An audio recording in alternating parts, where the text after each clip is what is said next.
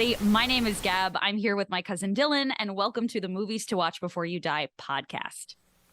That's right. And today we are going to be talking about our first movie, our first episode. And we decided to go with, because Gab had never seen it, Raiders of the Lost Ark, which is now, I guess, known as Indiana Jones and the Raiders of the Lost Ark. But at the time, it was only known as Raiders of the Lost Ark, and it was, I guess, a small film from humble beginnings. But why are you listening to me and Gab talk about it all, right? I guess we should address that.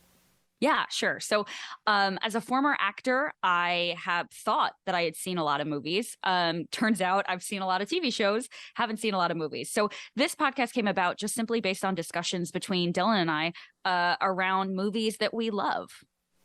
Yes, and as a former video editor who just has way too much time to watch movies, I kept hearing from Gab that she hadn't seen this movie or hadn't seen that movie. So we decided that for the first one, I would pick one of the ones that she hadn't seen, and I felt like the most glaring one for me was this movie, Raiders of the Lost Ark. And so I guess I should really start with, what's Raiders of the Lost Ark about? Well, I guess I'd start by saying Raiders of the Lost Ark is about Han Solo in a weird hat, who is an archaeologist and also like low-key like badass sort of vigilante looking to save the world and defeat the Nazis with some piece of garbage that's buried. I don't know. It was a little wild for me. I'm a big Star Wars fan, and I was just kind of like, this seems like George Lucas before George Lucas got his shit together. Oh, Gab, that description made me so sad. I feel like that does it such a disservice. First of all, I'm like, the hat. How could you insult the hat? The hat is so great.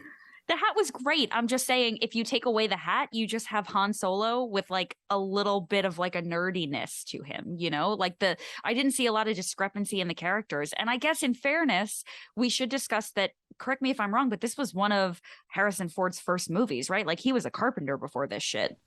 I don't know, because I know well, it came out after A New Hope and after Empire Strikes Back. Oh, really? Yes. Damn, I'm over here giving him way too much credit. So it was while they were making Star Wars that apparently George Lucas had the idea for this movie, and he did not want Harrison Ford for it. Oh, well, honestly, I can't say that I blame him because it was Han Solo in a hat with like a little like less rough around the edges and a little more like nerdy. There are so many things to discuss about this. But first of all, let's talk about the fact that he was 38 and a fox. He looked good. First of all, I'm very confident enough in my heterosexuality to say he looks fucking dynamite in this movie. So good. You know what's a thing that I feel like couldn't happen in an action movie now? I feel like now, if Harrison Ford were the star of a movie, obviously, let's transport him from 1981 to now, they'd be like, he doesn't look like an action star. You know what I mean? He's not nearly strong enough looking. And I kind of like the fact that he looks more like a normal guy. And I love that you call him like a nerd. I'm like, he's intelligent and vulnerable. And Gav's like, fuck a nerd. Well, it's so interesting you say that. I didn't even think about his physique. Like, he really doesn't look like an action star. And that didn't even occur to me because the whole movie I was like, wow, he's so handsome. So that's a really good point. But also, like, I say nerd, and now that I think about it, like, there is the scene with him in the classroom, which, by the way, is a hot mess, where the girl has "I love you" written on her eyes. Yeah. And I was just like, okay, this is so uncomfortable. And it's really the only time that they discuss that anyone besides Marion is attracted to him. So I'm like, did we need to know that he was hot, or could we have just figured that out by looking at him? Because it never like comes back where they're like, oh, his students think he's hot. Yeah, like did I need to be made aware of this, or could I have just figured it out for myself? But he's clearly like, he's like, in the way he reacts to that student and all the other women that are kind of just like drooling over him, he's a little like confused and uncomfortable. And like that made me feel like, oh, he's kind of nerdy, because it's not like he's some like machismo walking around like, oh yeah, I'm so hot. He was just kind of like, okay, see you next week. And then I was like, oh, he's a nerd, you know? I feel like he does a very good job of see, the thing is, you said he's so much like Han Solo, and I don't feel that way, because I feel like from Han Solo I see so much smarminess, and you don't really get that from Indiana Jones. I feel like you get a confidence a lot of the time, mixed with a lot of vulnerability at times, which I really like, because again, another moment, like, first of all, just to go back to the not looking that strong thing, and I'll continue from that action sequence, but there's that moment where he's fighting the big guy in front of the plane, and I'm like, that big guy, again, now I'm like, he's just big. He doesn't look that strong. Like I'm like he's got big shoulders, but I'm like that guy looks like, and I think it's supposed to go with I guess this 1940s adventure serials feel because I'm like everybody looks like that classic old timey strongman look where they've all got the big boxed out chests, and I'm like, Yep. but nobody's got like a six pack or like these biceps that just a couple years later you've got Rambo and you've got Terminator and you've got Schwarzenegger and Stallone at the height of their powers, and this is very much again he's an action hero, but he looks a lot of the people look like regular people. Yeah, that's very true. But That's very true. do want to address real quick, just because I took down a couple notes, before and after watching it, and you were talking about his students noticing his hotness. So, let's talk about Marion. Okay. Who is a very cool character, and they do a good job of not shoehorning her too much into damsel in distress, where she does have some moments where she's like kicking some butt too. Yeah, I'll give you that. But the script describes Marion as being 25 years old. George Lucas originally wanted her to be younger, but Spielberg objected to her age at the script conference. Lucas said once she's 16 or 17, it's not as interesting anymore. But she was 15 and Indiana was 25, and they had an affair the last time they met. Lawrence Kasdan left her age out of the dialogue. Lawrence Kasdan and George Lucas and Spielberg all wrote it. With Marion telling Indiana only that, I've learned to hate you in the last 10 years, ... I was a child. Which I had, again, it's not something I ever picked up on, but once I read that on IMDb, I was like, oh no, that's not cool. Like, I was like, that's really not cool. Well, in my notes, I literally wrote down, did Indiana Jones commit light statutory rape? Like, what? I was immediately like, what do you mean you were a child? And then it's like also his mentor's daughter. I was like, oh my God, this is weird. And then I was like, maybe he's not a nerd. But then it was like, I don't know, they had this weird sort of like, she was very overdramatic about it, and he kind of left because he was so focused on doing what he needed to do. And then they got back together, and all of a sudden they were kissing. I was like, what is happening here? I will say, it's definitely not the greatest romance because I know you haven't seen the other Indiana Jones movies either. She is not back in either the second or third.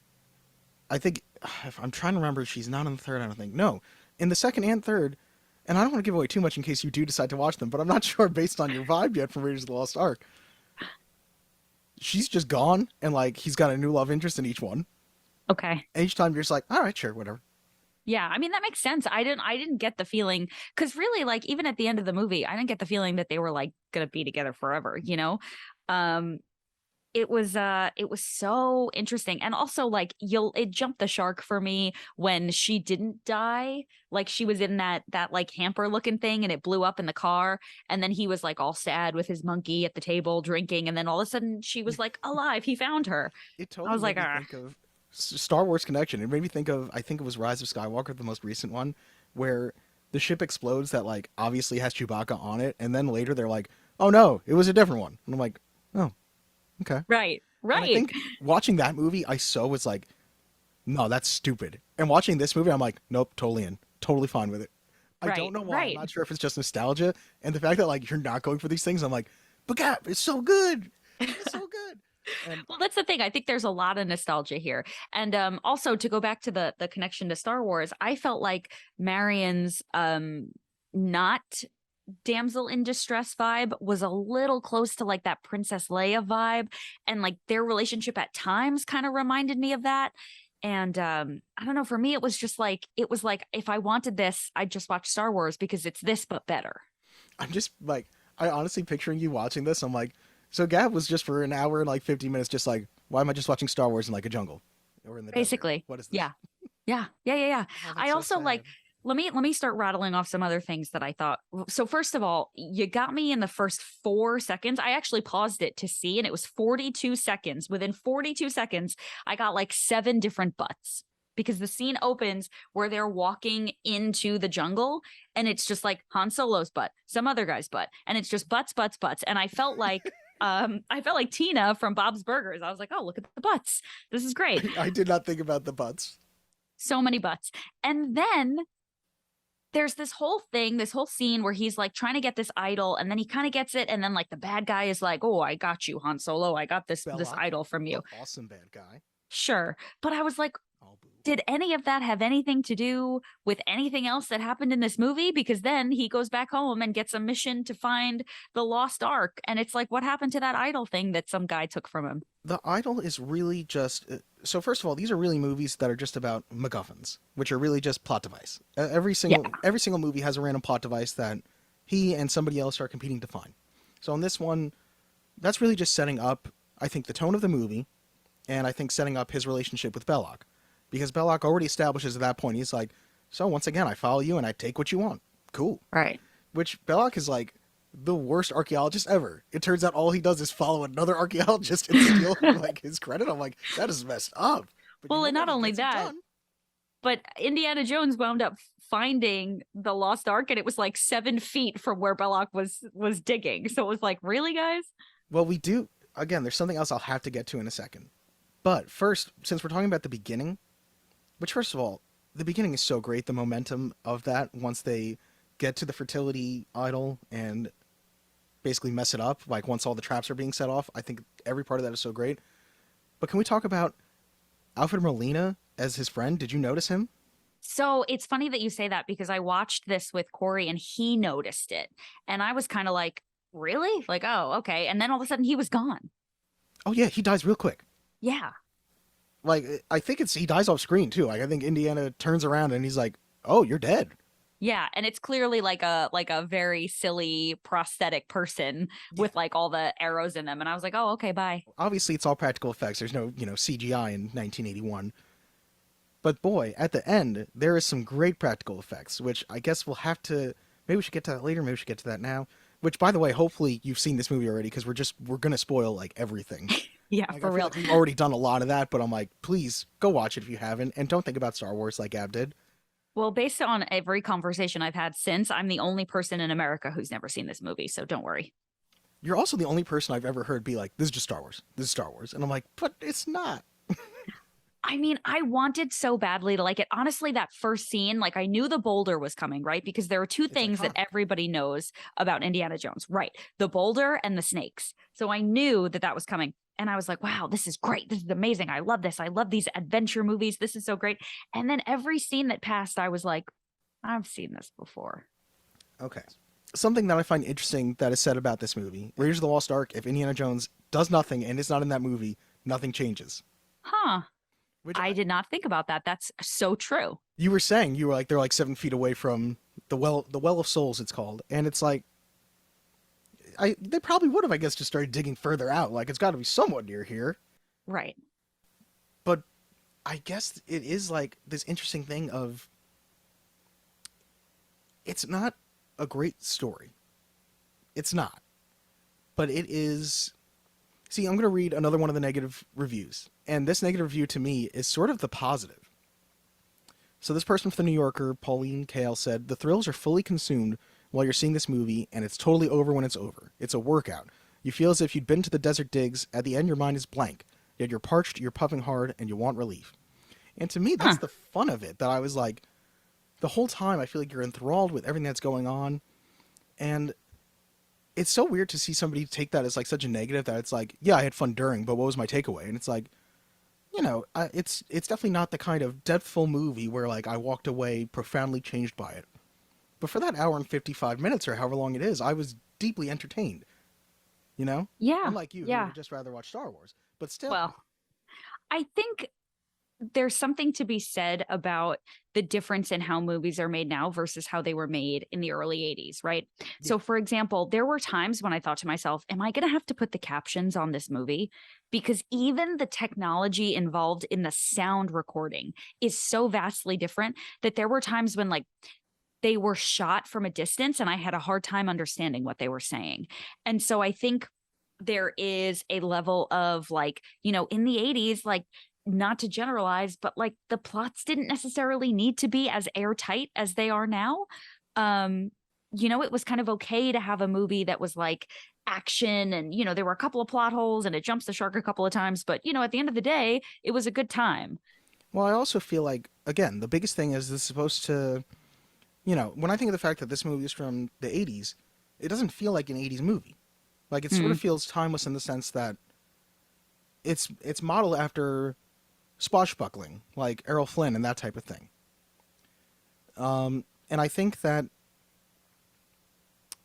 it sort of feels timeless, but I do get what you're saying about the plot and the plot being able to be looser, because it does feel like we're so critical now of like anything that we can find. Like something that stood out to me now that I was like, nobody would have cared about this at the time. I've never cared about this before. When they get out of the Well of Souls, Marion has no shoes on.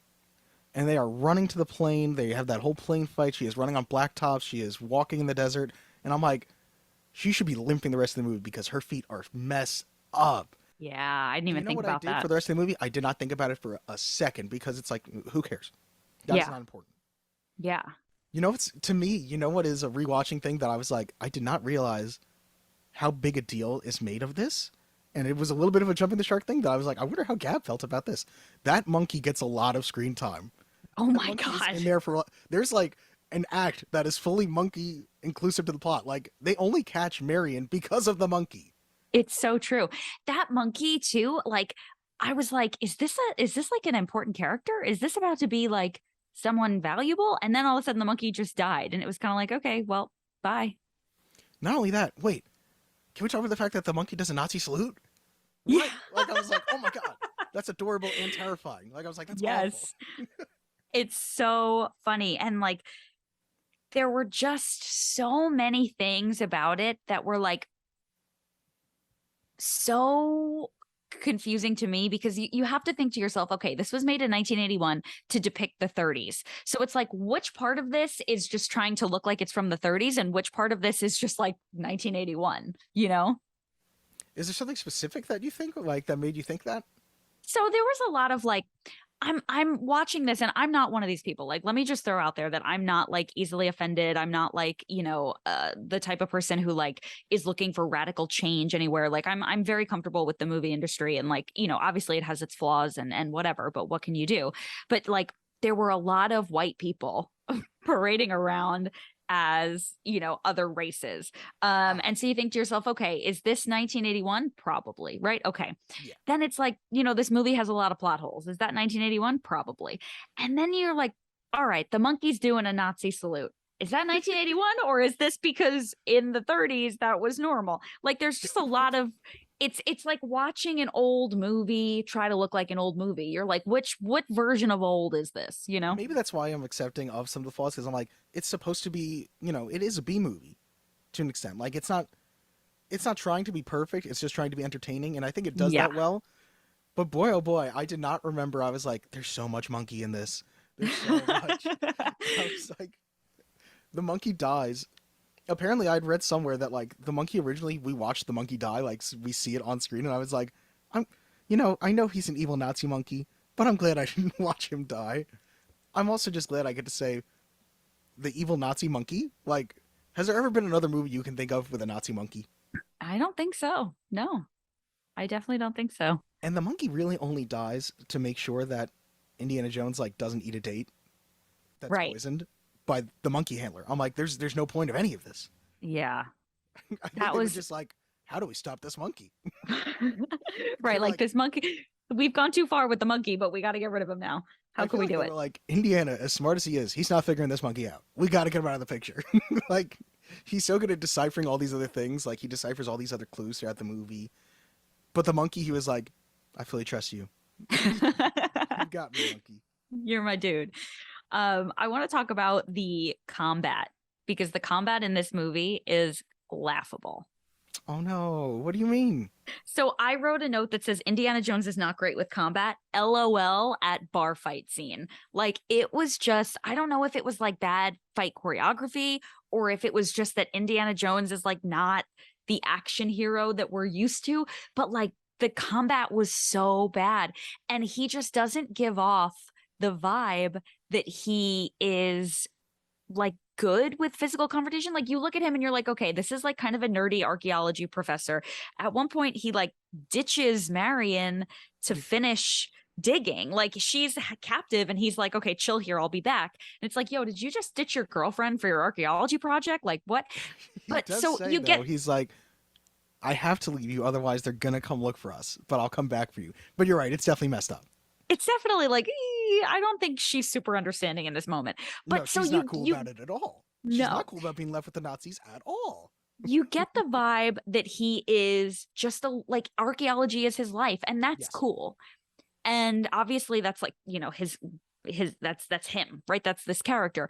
But you at no point are you like, oh yeah, this guy is gonna kick some ass. And so when he starts fighting people, it's kind of like, oh, I don't think this is your jam. Like I feel like you need like a a person, like a sidekick to do your fighting for you, because you got this whip, and I know you're like whipping people's guns out of their hands and whatever, but like, sir, you're not meant to kick ass. Like that's not who you are. I think that's kind of the point. Like I don't think we're not supposed to ever see him take on like five guys in hand-to-hand combat and win. He is supposed to be somewhat realistic in that sense, and it's something I really like. Like there's this thing that happens in the fight choreography that I actually really like. It happens twice, where the first time is in the bar, and I'm so glad you brought it up because I didn't have this written down. At one point, the guy's name is like Tot or Tote, the guy who like grabs the medallion and burns his hand, super evil Nazi guy. The one Yep. all in black evil Nazi guy, whose name they never really said. Right. He at one point, Indiana and one of the goons are fighting, and he goes, shoot them both. And I really like in that moment, and I feel like it's not something you see now, because I feel like now when you see henchmen, they're like, I am super evil guy, that's it. That henchman was like, oh shit, we're both gonna die. Like, and they both took the gun together and shot the Nazi that was gonna shoot them. And I was like, you know what? That's pretty funny. Like, and I feel like it's supposed to be a little funny. And I think it happens again later at some point where, some Nazi and Indiana Jones are like, we're both screwed. We got to work together for like 3 seconds. I do. I mean, I appreciate that for sure. But again, that's like, it couldn't, like, the movie couldn't have ended with the both of them being shot, right? So it's like, what else were they going to do? Because there was no one else to save them, and there's no way that Indiana Jones would be able to do anything about it. So it was kind of the only way they could get out of that situation from a writing perspective. Like, a more generic version of it is like Indiana Jones kicks him and puts him in front of himself as like a body shield or something like that. Or I just don't think he's tough enough. I love that you're like, he's got no shot. He's tough enough to fight individual guys, no? I mean, I don't know. Like I thought it was, he is a Poindexter and he's going down. I was so unimpressed. And I think part of the reason is because I think growing up, it's for me, it was always like Indiana Jones is like such a cool movie. Like when we were kids, I don't think we said this already, but we're cousins. We grew up together, very much so. Yes. We used to play Indiana Jones. Like we were like, remember like on the swing set in the backyard, we'd be like swinging we'd do the monkey bars, and like we played Indiana Jones, and I had never seen it, which is crazy to me that we never watched this together. Which makes it crazier to me now hearing you say that, because I'm like, that is true. And we played it was on the Super Nintendo, and I remember being like, this is awesome. Yeah. And we really did like a lot of Indiana Jonesing together. But I had never seen it. And so I just was under the impression that Indiana Jones was a badass. And then kind of watching it, I was like, oh, this is just a dude who, like, I was almost like, he's like more similar to Ross Geller, the paleontologist, than he is to, although I do keep saying that he reminds me of Han Solo, but I think Harrison Ford is just not a great actor. And so he sounds like Han Solo, and he's like on adventures like Han Solo, but he's like, the thing that people love about Han Solo is that he is a badass, and Indiana Jones is like Han Solo, but without that quality. He's so much more intelligent than Han Solo, though. And he's so much more, I keep going back to the word vulnerable, and I don't know what, like, it sounds like I'm like, Indy's a bad boy, but I can fix him. Like, it's really not that way, but it's just in this way that, like, I don't know. I love the fact that he's not 100% tough. He's not Sylvester Stallone as Rambo. You know what I mean? He's not taking out like 70 dudes. In fact, Marion probably takes out more people in this movie with the fact that she uses the gun on the back of the plane. But I really like the fact that, like, he'll be in a fight with guys and he takes a bullet to the shoulder, so the guy's punching him in his bullet to the arm, so the guy's punching him in the arm, and like, you can tell he's hurting. Or like he's getting dragged behind. Like that truck scene where he's fighting in the truck is phenomenal to me. You know what I mean? The choreography of that, where he gets dragged under the truck and he manages to come back and beat the guy who we then see awkwardly get run over. Again, that's something I didn't remember. Like that guy, you see the truck go over him and you just see like arms and legs go up in the air, like, ooh. Yeah. It's funny you say that because I actually wrote a note saying that like him going underneath the truck and coming back to win and to fight that guy was very unrealistic because I was like, we just watched a whole movie about this nerdy guy who Oh like my God. digs, and you're gonna tell me now he's capable of that? And the more that you talk about it, the more I understand how like it is a good movie and it is full of action and adventure and it's fun and it's lighthearted and you want him to win and you're excited. But I think it is in such a similar vein as some other movies that are just better. Like it's just not as good as these other movies. And at the end, when the Nazis kind of open up the ark and like they all, get busted to shreds, I wrote like it felt a little like Ghostbusters at first. Then it started to feel like the end of A New Hope when, oh God, I hope it's A New Hope. Now I'm embarrassing myself. But when Palpatine is like getting Luke with the lasers out of his hands, and it's like Oh, it's Gab, that's Return of the Jedi. oh so embarrassing, so embarrassing. But you know what I'm saying? And like with the John Williams score, I was just like, this is like if I wanted this, I would have just watched Star Wars and it would have been done so much better. What? See, I don't feel like Star Wars is done so much better. Because, like, obviously, Steven Spielberg directing something is very different from George Lucas directing something. Yeah. Which I love the fact that George Lucas, I ended up watching, like, I have the DVD, so I watched, like, the behind the scenes stuff. And George Lucas was like, I didn't trust myself to direct this. So I was looking for someone because I wanted to see the movie. So I was looking for somebody who could direct it. And I ended up meeting up with Steven. And I'm like, yeah, obviously, George, you're not that good. Like, like Yeah. George Lucas, like, don't get me wrong, Star Wars is amazing and iconic, but not because of his direction. You know what I Right. mean? Yeah. I Yeah, don't know for though. sure. And like, it's so funny to hear you talk about the ending. And like, can we talk about the three main Nazi dudes dying? You don't think that's like, obviously, like when the laser shoots out, like the laser or lightning or whatever you want to call it. I get your Yeah. Palpatine thing about the Ark killing all the other Nazis, but those three guys die so ugly. Like the one guy's head gets totally shrunken in, the one guy's head explodes, which I found out they did with like a fake head and a shotgun, and the third guy's head literally freaking melts. Yeah. By the way, this movie was rated PG. So interesting. So interesting because it all begins with statutory rape. So it's very interesting that they would rate this PG. I forgot about the Um statutory rape, but this was light families saw this statutory rape. together. Like how many kids were terrified in the theater by seeing again, he is a Nazi, so like he totally deserved it. But that guy's face melts It's in an true. ugly manner. It's true. I think I feel like you're slowly convincing me that this movie wasn't as underwhelming as it felt when I watched it. I think ultimately it is a movie that is very nostalgic. I think it's a movie that is when you're a young boy or a young kid, I'd even say, because I wasn't necessarily like, we had very similar taste in most things when we were kids. I think it's very exciting. And as an adult, I was kind of like very much let down. And I think now reflecting on it, it's like, all right, yeah, that was kind of fun. It was cool. But I don't feel like it's a movie that, you know, you need to see before you die. It's devastating for you to say that to me I know. I knew it because would I be. definitely think this is a movie you should see before you die. But I also feel like I kind of get it because if you haven't seen this yet, in the advanced age that we are now as children of Ugh. the 90s, I do feel like you've probably seen so many other movies that took something from this. Yeah, You know what I for mean? sure. Because there's so many movies that have come out in the 40 years since. Oh my God, this movie's old. In the Yeah. 40 years since that do definitely take from this. You know what I mean? The movie that I just saw that not just saw, but a couple months ago that made me think of this was Uncharted. Uncharted, Okay. I was like, it's not that good, but I was like, oh, this is totally Indiana Jones.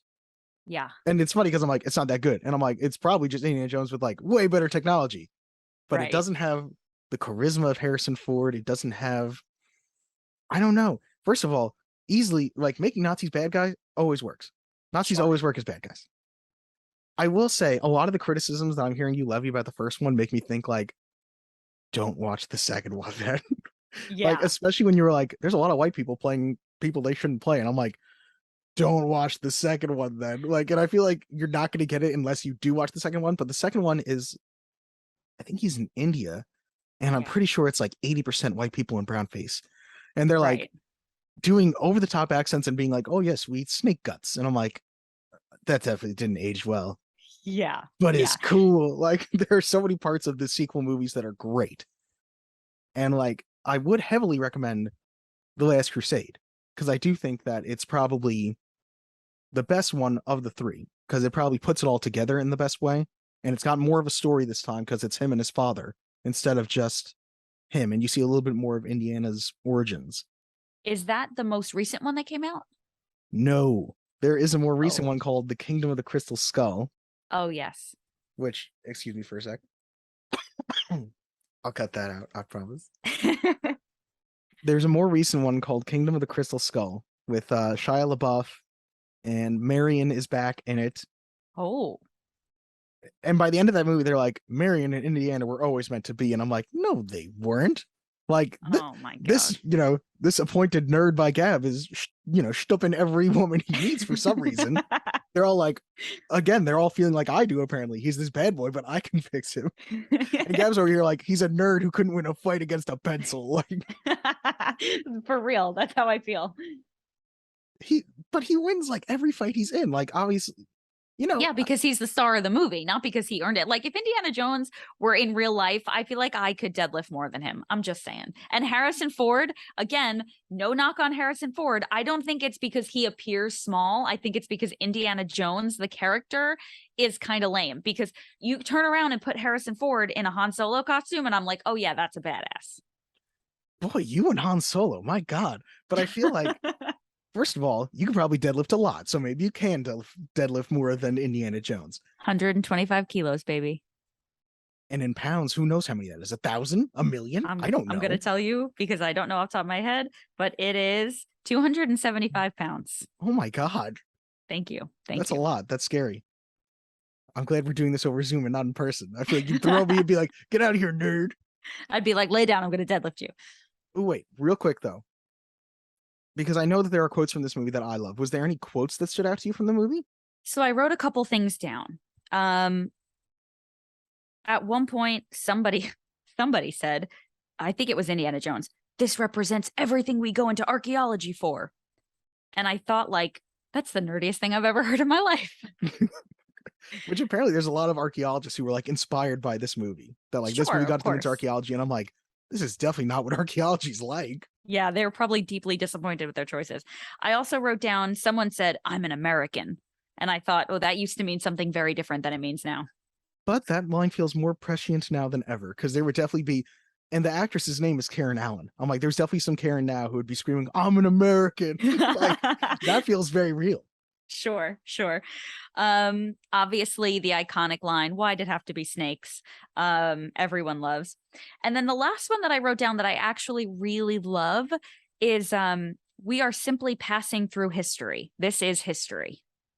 Oh, I didn't write that down, but that was a really good line. Great line. I love that. And he does such a good job of that's okay. I'm trying to remember the exact moment. That's the moment where he's calling Indiana's bluff with the rocket launcher, right? Where he's like, I'll blow up the ark. And he's like, no, you won't.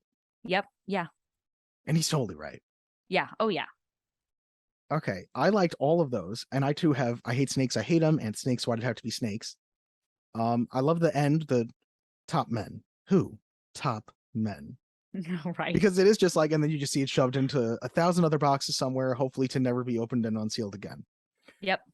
There was a line that apparently was ad-libbed by Harrison Ford, from what I read, take that with a grain of salt. It's not the years, honey, it's the mileage. Because she says, I haven't seen you in 10 years, and he, says that, and I thought that was a good line. And there's a really good moment between Belloq and Indy where Belloq says, where shall I find a new adversary so close to my own level? And Indy says, try the local sewer. And I was like, got him so good. Oh, you look like an idiot, Belloq. That's a good one. Says, you want to talk to God? Let's go see him together. And I was like, oh my God. Like, as much as that movie's not 80s, I'm like, that feels like a perfect one-liner. Yeah. I mean, it definitely has so many positives. And it is a fun movie.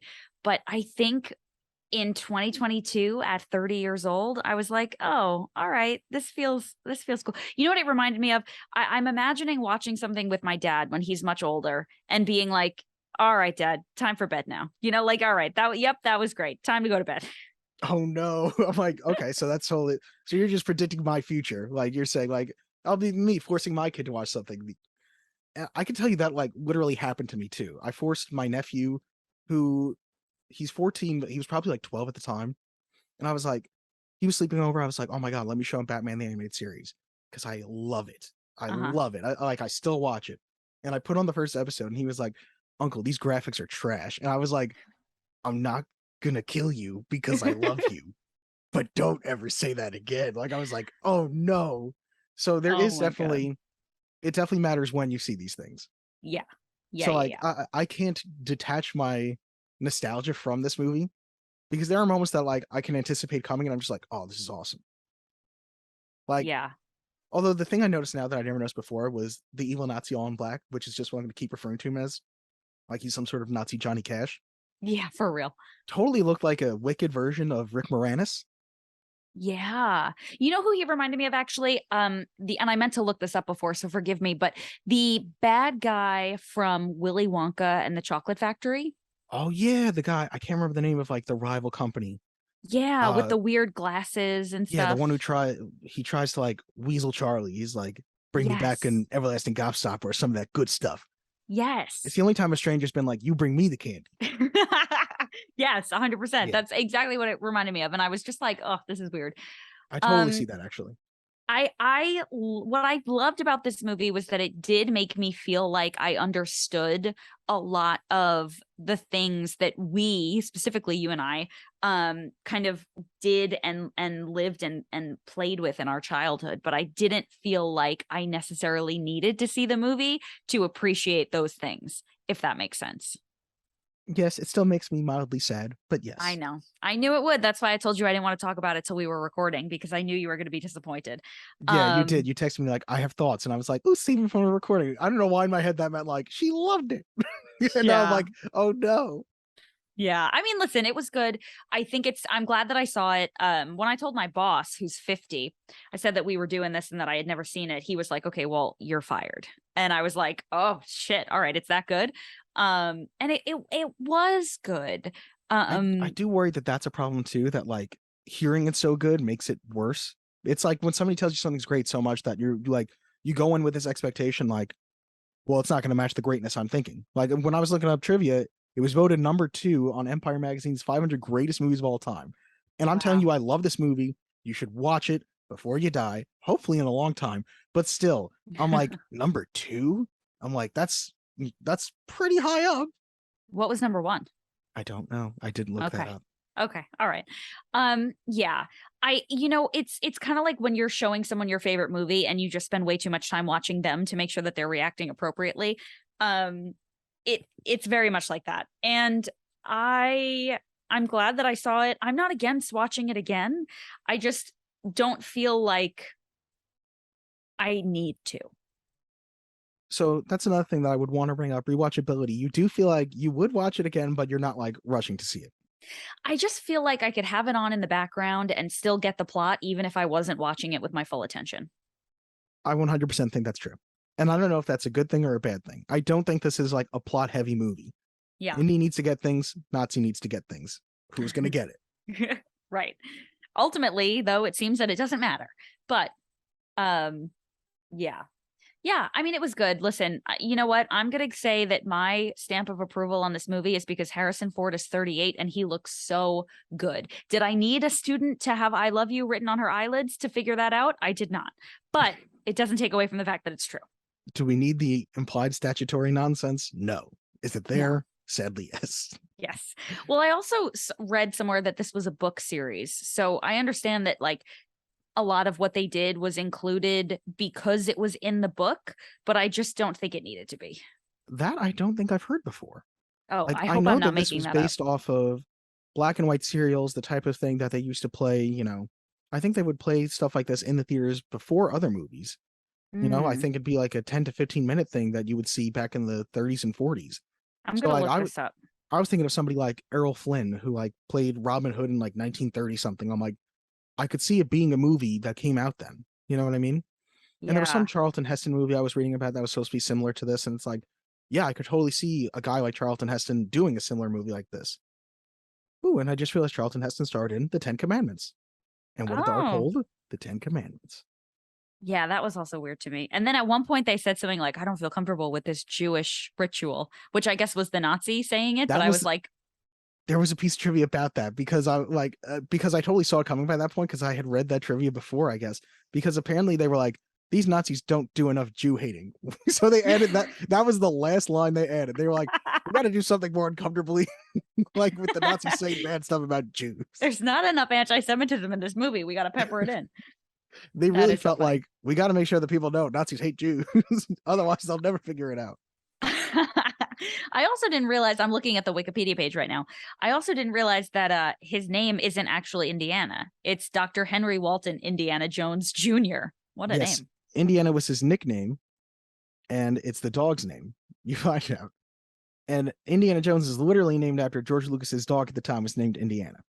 Oh, funny. Also, George Lucas, again, this sounds like too unbelievable to be true, but George Lucas one day saw his wife pulling into the driveway with the dog Indiana. Through the windshield, he saw them both, and he saw his wife in the right-hand driver's seat and his dog Indiana sitting in the left-hand seat. He thought to himself, they look like a pilot and co-pilot. And that became the inspiration for Han Solo and Chewbacca. Wow, that's so interesting.